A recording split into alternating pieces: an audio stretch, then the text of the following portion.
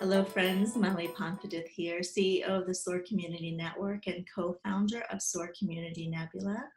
Our goal this year is to bring to you 1,000 champions of change and community change agents. And today we have Steve Kantor with us. Steve, thank you so much for being a part of our community and this initiative. Thanks for inviting me, Molly. Absolutely. We normally start the interview by asking you to introduce yourself and the work that you're currently doing in the world, or your hopes and dreams for the world. Okay, sounds good. A little bit of background. I grew up in San Diego, California, and I've been out here on the East Coast in Bethesda in the Washington, D.C. area since college. And I previously had a software company that I grew and sold in 2004. Then I took a year sabbatical, which you'll hear about a little bit in terms of one of the questions, and started a company called Life Bushido in 2006. And Life Bushido is building a global network of people um, to discover and focus on their unique talent and help each other. And that's done in three ways, three types of ventures. One, business ventures that actually make money, and two, creative type ventures, and three are social entrepreneurial ventures. And so a mixture of those things. And we do that with the three concepts of Gnossos, which means knowledge, Kaizen, which is the Japanese term for incremental improvement, and Bushido, which is a Japanese samurai term, which is the core or essence of what we're about, doing things boldly and taking action and living life boldly. So Life Bushido means to live your life boldly. That's fantastic. I love the concept very much. I love how it bridges strangers and in such a short period of time, allowing us to connect at a deeper level. And before you know it, we're really, really close friends. So appreciate that you're putting out this initiative. It's making a difference for sure. Can you share with us now, Steve, when in your life you've experienced kindness, empathy, compassion, love, mentorship, and if you can share some anecdotes or examples of people who really helped to shape you and to shift you in a profound way to be the person that you are today. Okay, I'm going to answer it little bit towards your phrasing of a helping hand rather than empathy and compassion. So, one of the key moments in my life was back in 2005 when I was taking a sabbatical for a year after selling my business. And I had spent like 6 or 7 months just reading, relaxing, meeting with people, not working. This was during August of 2005, and Hurricane Katrina hit. And at the time, my daughters were about 13, 10, and 8 years old. And my 13-year-old daughter, Jackie, came up with the idea to help the children of Katrina by providing backpacks filled with love, filled with stuffed animals, filled with school supplies, etc. That's when they were going to be moved to the Houston Astrodome, and all these kids had lost everything. And from her idea, we contacted the local high school and local community and basically started a charitable effort called Project Backpack. And in the space of about 10 days, over 10,000 backpacks were collected in the Washington, D.C. area, and different companies like Southwest, UPS, trucking companies volunteered to transport them to Houston and to other areas where people had evacuated to. Then the story got picked up by NPR, and basically it became a national crowdsourced charitable effort where all these people, mainly people were doing, part-time from home, stay-at-home moms were a lot of them, would start efforts in different cities. And over 20 cities ended up doing 50,000 backpacks filled with love for the kids of Katrina. So the helping hand was realizing that the concept of crowdsourcing, which I'm really into, and the concept of people focusing on their unique talent. Someone figured out how to do the backpack factory to put the backpacks together. Someone did communication stuff. Someone did transport. Someone tried to find out where did they need the backpacks. And that impacted me a lot and partially led me to create aspects of Life Bushido. That's fantastic. Great story. Wow. 50,000 backpacks. Oof. When you think of community builders and community change agents, are there attributes and personality traits that are consistent as you've seen it unfold in your life? Um, yes, I thought that was that's an interesting question. Um, I think that one key aspect is um, often I think those type of people are what are called in personality profiles enthusiasts or inspirational. So I think a lot of those people at their core are more exuding of positive enthusiasm, energy, inspirational, that type of energy. The other thing relates to my phraseology of Bushido, is it seems that many of those people had something happen in their life, or they had a life decision that was what I'd call a Bushido moment, when they made a decision to act boldly and follow some new direction or different direction in their life. And that set them down that path. And I sense when I read people's stories that a lot of the times that happens, Mhm. whether it's a serendipitous positive thing, or it could be something that started as a negative but became something good. And that's another phrase that a friend taught me, is that sometimes something bad becomes good in an interesting way. And I think that's a good phrasing. Yeah. How do you use your gifts, your talents, your resources, and share more about Bushido and how you're creating positivity in your community? Why is it important to connect people? Why is it important to bring goodness into your environment, bringing people to you, and then spreading their ideas and their talents and their innovation? Why is that important? Um, I, uh, I'm Jewish, and based upon my religious background, a key concept or phrasing is tikkun olam, which simply means to make the world a better place, right here and now. So I think just part of my upbringing and grounding is towards doing whatever I can to help other people and make the world a better place. Um, Everybody has their unique talents, and let's say with the Gallup Strength Finders test, I found out that I'm into input. I absorb a lot of information. I read a lot of information. I like systems.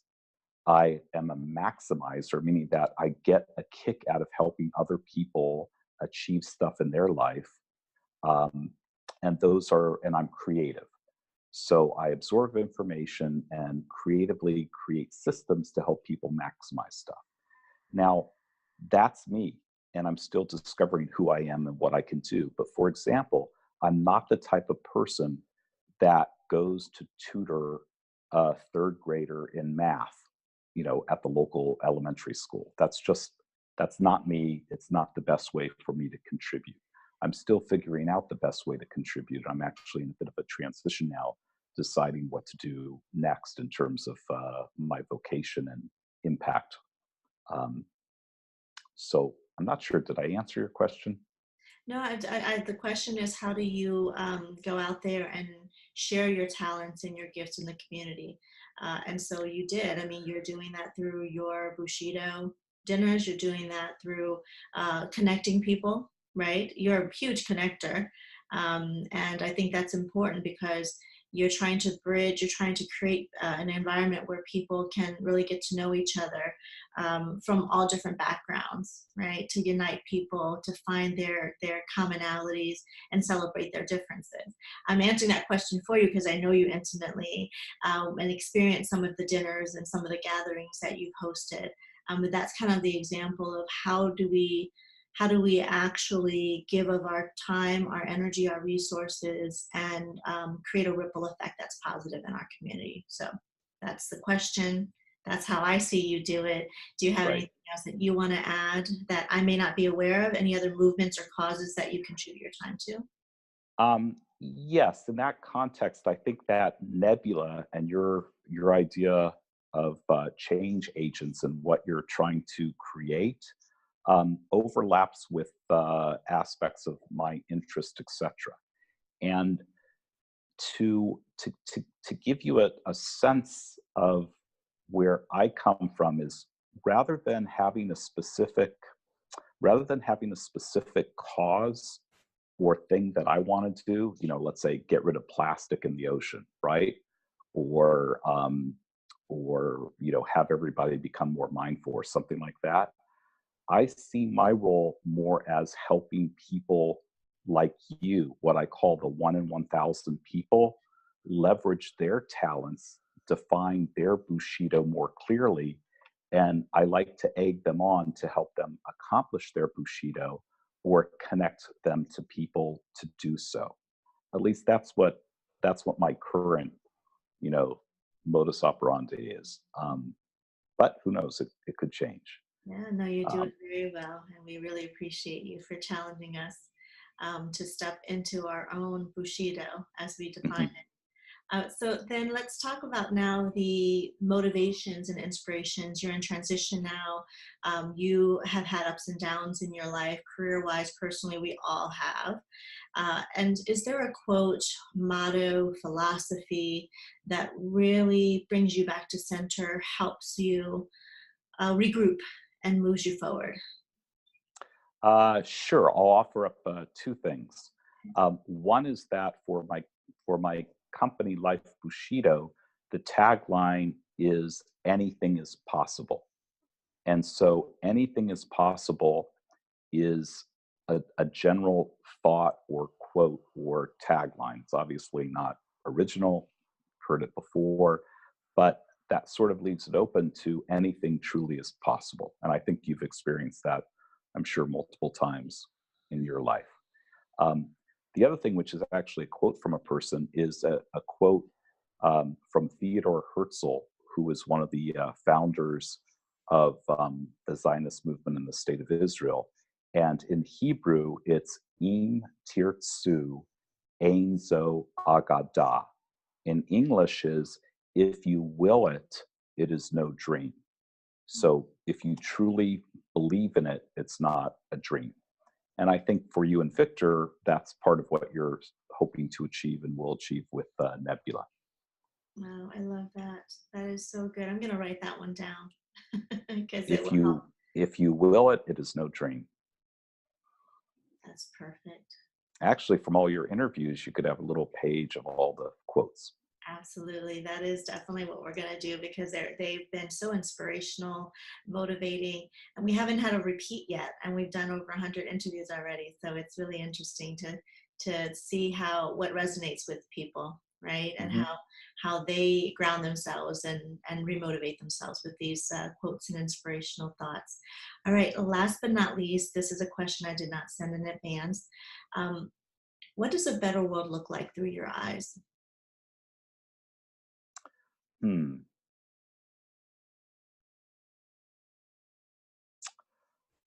A better world looks like where people are more connected and they feel connected positively to each other, to their respective tribes in any sort of way, and connected to the world at large.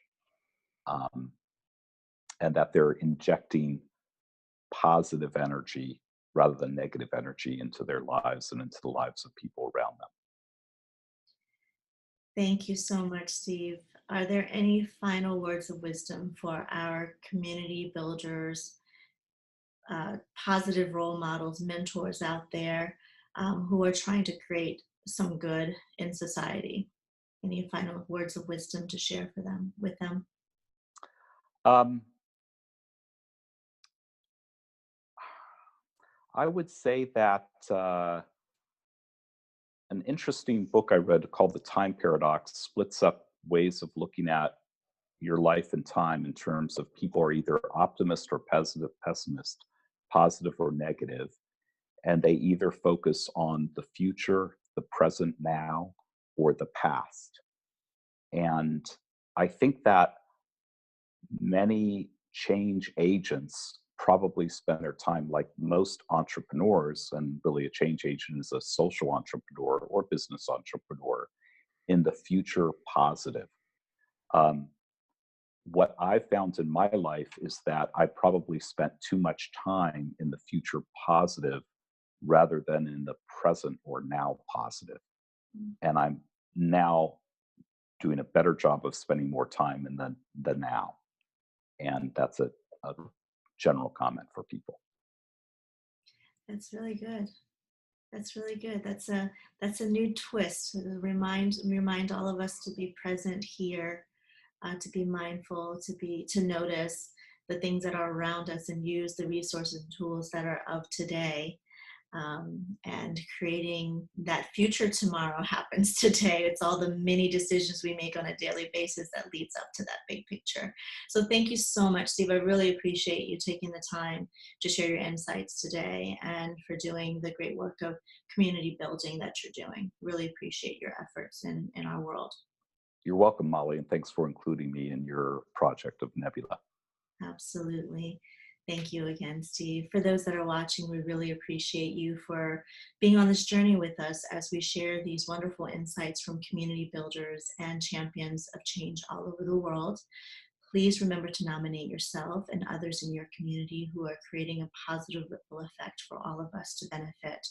Please visit us at nebula.soarcommunitynetwork.com. Thank you so much. We'll talk to you real soon, everyone.